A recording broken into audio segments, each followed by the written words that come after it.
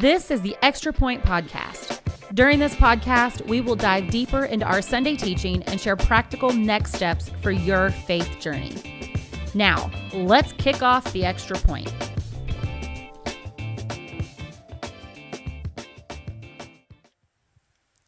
Hey, welcome to the Extra Point. I'm Cheryl Ross, the Next Steps in Discipleship pastor here at Southridge Church, and I'm with Scott Beha, our lead pastor, and we are going to get into part 2 of Rise and Fall, where we're following 2 Samuel. But before we dive deeper into that, I want to make sure that if you haven't liked or subscribed to this podcast, that you go ahead and do so.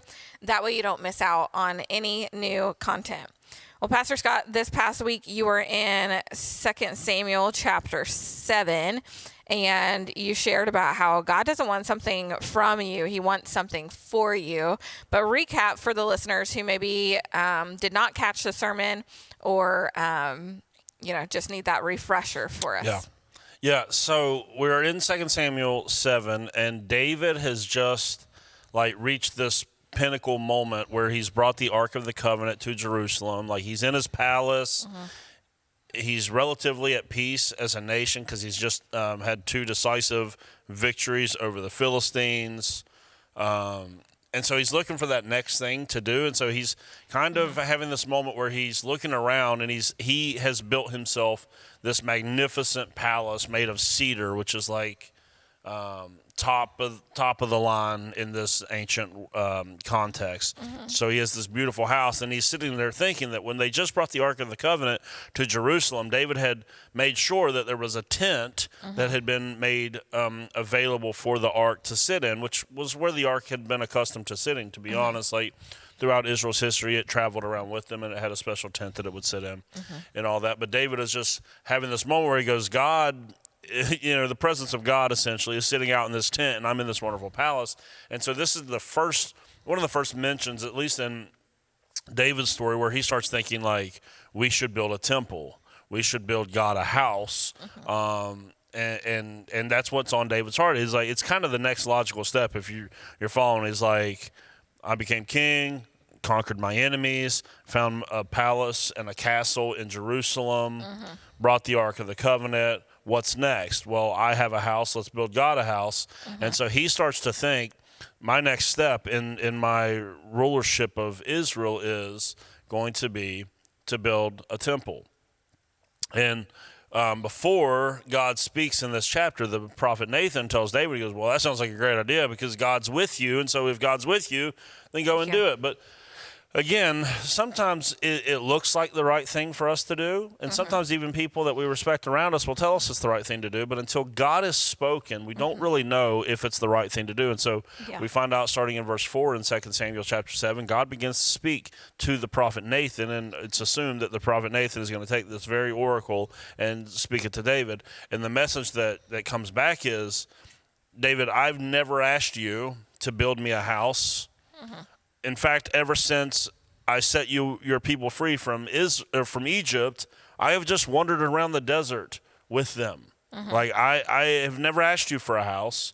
And in fact, I don't want you to do something for me. I'm going to do something for you. And I'm going to build you a house. And there's a play on words in the original Hebrew language going on there between this building a physical house and building a spiritual house. Yeah. And so David's heart is, I want to build God a house, which is a good and noble thing to do. And actually, if it hadn't been for the fact that Nathan knew that God had told him not to do it, everyone around him would have just been like, yeah, Dave, that's the right move. You should do that. And I see the correlation to our lives in a lot of different ways. If you look at where David is at, he has the job he's been promised and always wanted. He's living in a big, beautiful house. He's well respected. He's successful. He has, he just got his wife back. That was kind of that was a big deal for him. Yeah. So his family is rounding out. Everything is going Dave's way. And so if you go, man, I'm going to build the temple, well, then you're talking this is, now I'm going to be legendary. Now I'm going to be the guy that built the temple. Right. And God comes back and goes, that's not what I asked of you. In fact, instead of you doing something for me, I'm going to do something for you. I'm going to build you a dynasty that someone from your lineage will always be king. Someone from your lineage will always be king.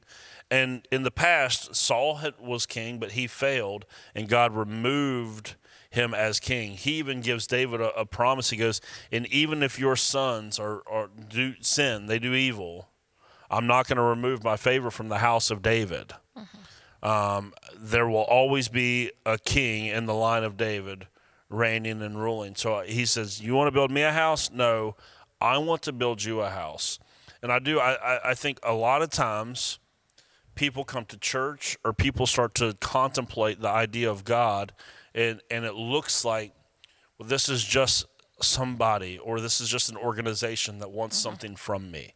Right? God wants my behavior. He wants my loyalty. He wants my prayers. He wants my money. He wants my time and my service. Like, God wants these things from me. And in some ways, sure, God does, want these things from us. But long before we ever get to us giving God something or giving back to God, we have to remember who gave first. Yeah. And God gives us everything up front before we've ever earned it, which is not the way that we're accustomed to doing it. Right? We're accustomed to people that are in charge always wanting stuff from us, with very little of them giving anything to us before we've given them something, right? Like I said, the government, they're in charge. Like, what do they want? They want you to pay your taxes. They want something from you. Like, your boss at work, what do they want? They want something from you. Your parents, whenever, if you were upstairs or in your backyard, you were playing or whatever, and you hear someone call your name, what do they want? You're getting ready to do something, right? Like yesterday, my kids were up in their rooms just doing their thing, and we're at the point, like, we're making our kids help with the laundry. So they do the washer, the dryer. I still do all the folding. Me and Megan still do all the folding and putting away and all that. And so they're upstairs, and when they hear Landon, Olivia, come down, somebody that's in charge has now requested their presence, they already know, and they're already coming down. What? Because the person in charge wants something from them. But this is not the way that it is with God. God does not merely want something from you. He has something for you. He has purpose. He has a plan. He has freedom. He has forgiveness. He has all these things that he gives you. Now, do you eventually end up submitting and surrendering things to him? Of course. But don't forget the order of how this all went. He gave everything for you up front. And so in this story with David's going, I want to build God a house. And God's like, wait a second, David, I want to do something for you. He even made these promises. He's like, listen, your name is going to be great even long after you're dead and gone. Like, David's thinking, well, I'll build the temple. That will make my name great if I do this for God. And God's like, no. If you'll be faithful to me, I will make your name great without you doing anything other than just following the plan that I have for your life. Right? Oh, but there's so many accolades to come with the one that's going to build the temple, and everyone's going to look back at the temple, and it's going to be, his son Solomon's going to end up building the temple. And guess what? Solomon was kind of a disaster. He ends up being the most wise person other than Jesus to ever live, but then he ends up with 700 wives, and he's kind of a womanizer and kind of a disaster all around in many of those ways. And he's the one that ends up building the temple.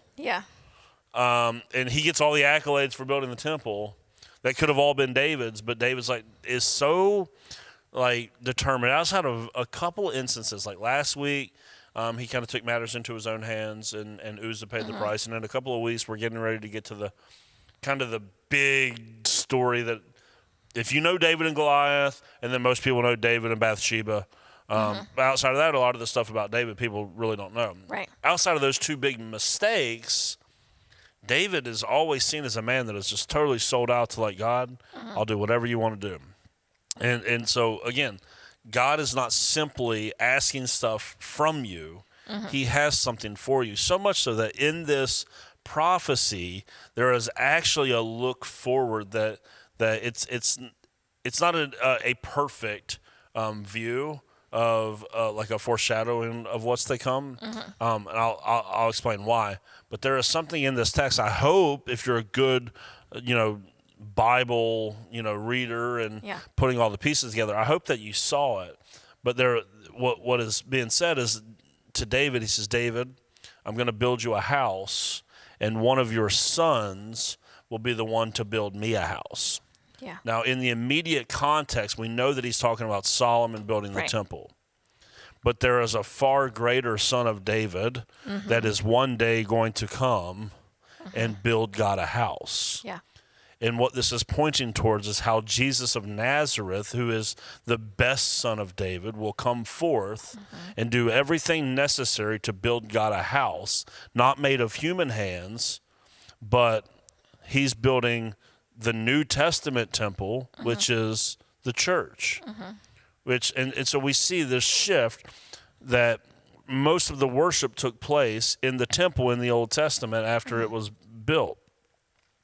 And Solomon builds God a house in that way. Jesus comes and builds God a temple, but in a drastically different way. Like Paul writes about it in the New Testament. He says, those of us with the Spirit of God within us, we are now being built into individual temples and collective temples together. Like the New Testament theology of temple is we are the temple of God.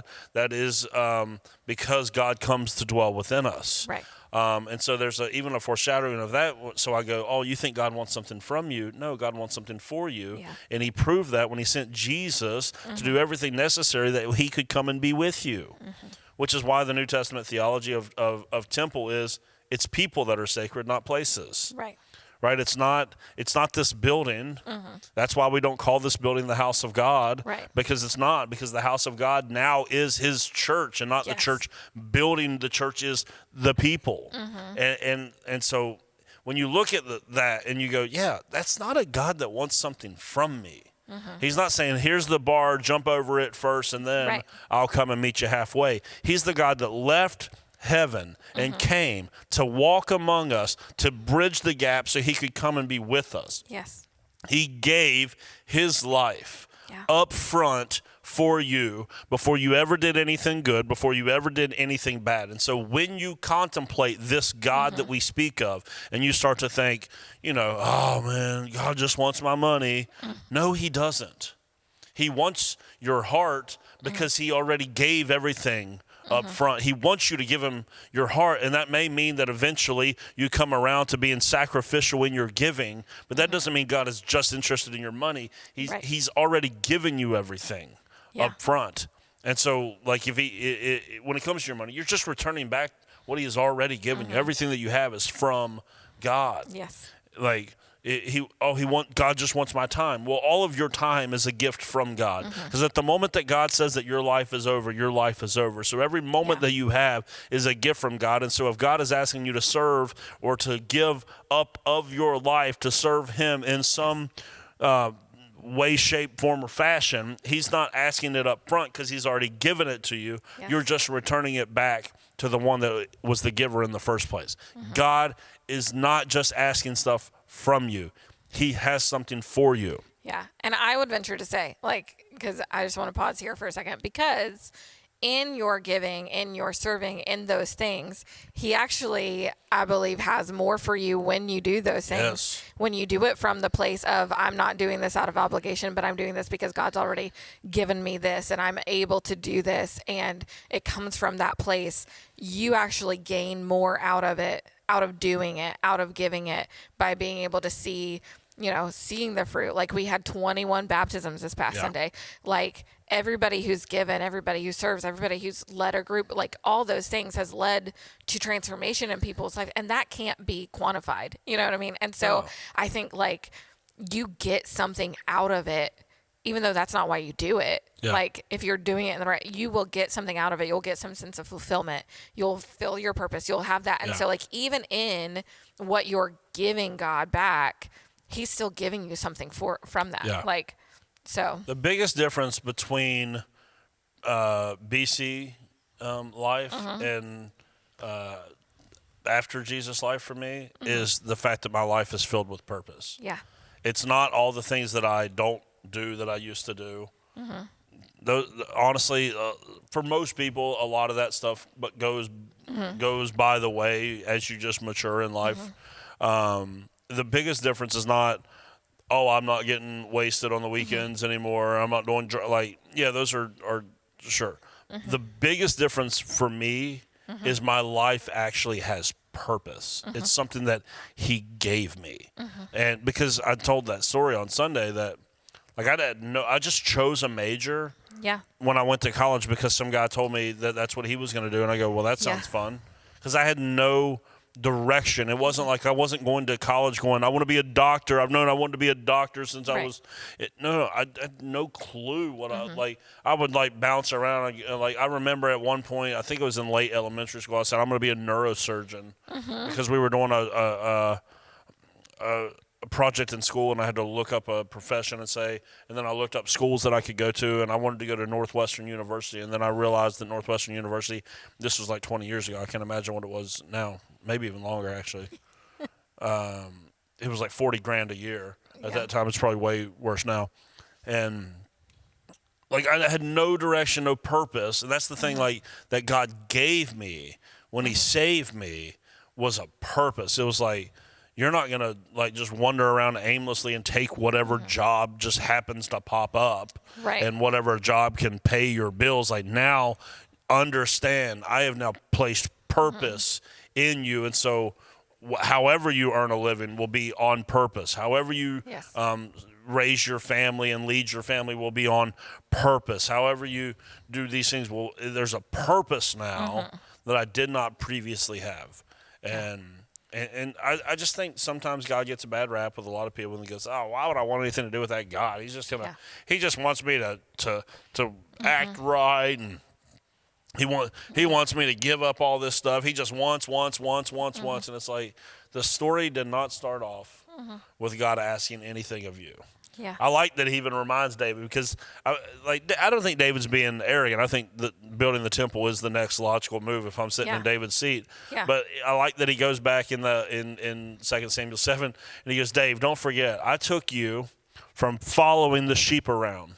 Yes. To now the sheep follow you. Yeah.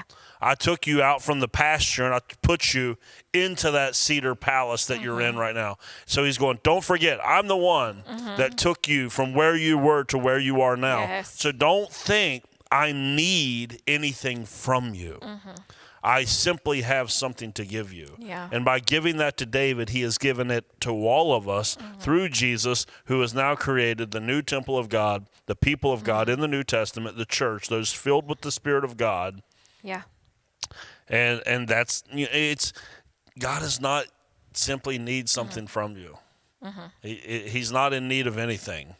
And so I think there's a lot of people that could change their perspective and probably would end up experiencing the fullness of God in their life if they would flip that perspective to go, God's not demanding anything of me. He never has. Yeah. He simply has so much to offer. If I'll only really seek Him out. Yeah. And I got to do things His way. Yeah. I can't get away from that phrase this year.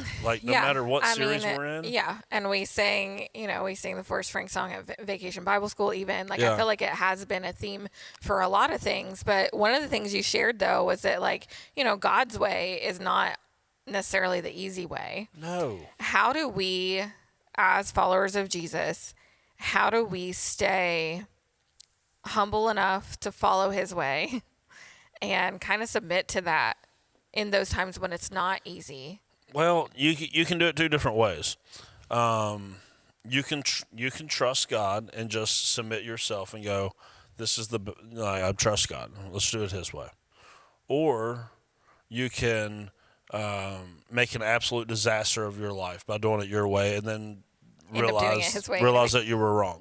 Yeah. You can take the easy way and go look, I've learned from church, all these different stories. I can learn from David's life, and I can let the mistakes and successes that he has teach me how I want to fashion my life. Yeah. Or I can go and get firsthand experience. I can destroy my life, and then I can try to pick the pieces back up and see if I can do it God's way the second time around. But like we said 2 weeks ago, sometimes you can definitely do that. Yeah.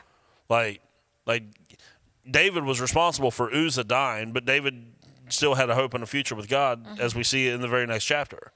Oh, you can go make a mess of everything. God can pick up the pieces, but like I shared that story 2 weeks ago, you might be walking around with your knees skinned up for the rest of your life because you chose to do it the hard way. And like I cannot get away from I almost feel that my teaching this year has been somewhat repetitive. Yeah. And I go, have I already said this? But I can't get away from, as I'm dealing with people and working with people that, like, in pastoral ministry, people come to us. And part of it, I just go, if you would just do it God's way, we wouldn't be sitting here right now. Yeah. We wouldn't be sitting here talking about divorce. We wouldn't be sitting here talking about your kids wilding out. And we wouldn't be sitting here talking about the financial crisis if you would just do it God's way. And if it feels repetitive, maybe that's like God's just not going to let us talk about anything else. Until we get it. Because that's what we've been learning in Rise and Fall is like Saul fell because he would not do it God's way. And David is going to continuously, outside of very few decisions, do it God's way. And we're still talking about David in a good and positive light to this day because of that. And there's really no getting away from that. That God's way just, Forrest Frank nailed it. It is better. It is better. Like, I It's told not Megan easier, this weekend, but it's better. I told Megan this weekend, I said, we can't use like people's lives to talk to our kids about, because but it's like I want them to see people's lives that we encounter in ministry, and I go like let's listen. Yes, you can go that route, but it's gonna hurt a lot less if you'll go this way. Like, and I'm certain people told me that when I was growing up, and I was just too stupid to listen. But like, I'm like trying to beg my kids right now to go. I promise you, it may not feel like it when you're in middle school and high school and in college, but God's way is going to hurt so much. I'm not saying it's easier. This path that God has me on right now, this is not easy whatsoever. Like, I am deeply affected by the call of God on my life. Even though, yes, I get to celebrate 21 people. Getting baptized yesterday, we had 525 people at church, which is 170 more people on this Sunday in 2025 than we had on that Sunday in 2024. I get to see these amazing things, but I also get to deal with a lot of craziness. A lot of crazy, a lot of heartbreak. Heartbreak. Oh like my gosh. The burden and the weight that you carry to see that celebration. Everyone's like, everyone is a little like, Scott's acting goofy today. Just to give you all a little behind the scenes of what happened before we had to restart this podcast like 4 times because of the goofiness. But it took me a minute to realize why I feel so much better today. I don't have to preach this Sunday. I don't have to preach this Sunday. And that, for some people, they go like, big deal. Like, I would love for you to know what that weight feels like and then multiply that by about 46 weeks this year. I'm only going to be out of the pulpit, I think, 6 times this whole year. Like, multiply that, because I go, that's why. God's way is not easier whatsoever. This is very, very difficult. Sure, having your own way is its own sort of difficult, but so I'm not saying it's easier, but this is so much better. There's so much less pain when you go this route. Like, when you just go, I'm just going to do it God's way. Like, even I just had a phone call with somebody that we're getting some quotes for some workaround, and honestly, part of me just wanted to like put them off and put them off and put them off and put them off. Like, y'all heard me on the phone call. I couldn't get rid of this guy, and he keeps calling me every week. Like, are you going with our quote? Are you going with our quote? And I'm just putting them off and putting them off. And then something clicked to me. It was like, you know what? If God says the truth will set you free, then just do the truth. So I said, you know what? I remember your quote now that I think of it. I have a better quote already. It's a more competitive quote that we're not going to be going with your company. I really appreciate you. And he was like, okay, thanks for letting me know, and hung up. And now I don't have to continuously do it. Like, God's like, truth is the way. Part of me wanted to like try to people please there for a second and go, oh, keep him on the hook. No, just tell him the truth up front and get on with it. And so now I feel even better about that situation. Why? Because God's a God of truth, and I did it his way. Instead of trying to put him on and try to people please. Like, in every single little instance you can imagine, God's way is always better. It leads to so much less brokenness, so much less heartache. It's not easier, deeply stressful, painful, but it's a different sort of pain. It's the type of pain that like grows you and doesn't destroy you. Like the worldly pain is going to destroy you.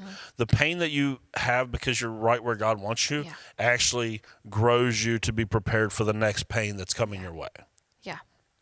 Yeah, absolutely. And I believe that if we can do more of that, then we will see more life change in so many different ways. And I just want to share what someone shared because it's right along with this aspect. One of the people who got baptized on Sunday, they shared with me kind of why they're getting baptized. And within it, they said, for so long, I've tried to take control of my own life, carrying the weight, making the plans, and trying to hold it all together. But my journey's shown me that I was never meant to do it alone. I'm choosing now to give my life fully over to God, to let Him guide me, direct me, and lead me in the way He knows is best. I'm trusting in His plan, believing in His promises, and standing confidently in the truth that God's got my back. And I think, like, how many people just need to let go of the reins, like, and say, okay, I've tried this enough on my own. It's not mine to steer. Like, I'll trust you, God. Even if it's not easy, even if it's hard, I'm going to get on my knees and say, like, who am I, God, that you actually care for me in this way? Just like David did, to say, like, you know what? You cared for me enough to send Jesus. So why am I trying to control all of this when you've already controlled my eternity for me? Like, you've already set things in motion to keep me in your presence for eternity. So let me just trust you with my presence right now and let go of it. And how much more freeing and more fulfilling that we could see in people's lives. And I just think of the trickle effect that we could see, because obviously David had a bit of a legacy. But I think each of us have that ability too. If we would just get out of our own way and allow Him to be at the forefront. Any last parting words or practical things for us before we go? Do stuff God's way. There you go. So do stuff God's way. We'll be back here again next week with another extra point and some more practical next steps for your faith journey. Thanks for tuning in to The Extra Point. Be sure to subscribe to the Southridge Church podcast and tune in every Wednesday for another episode of The Extra Point.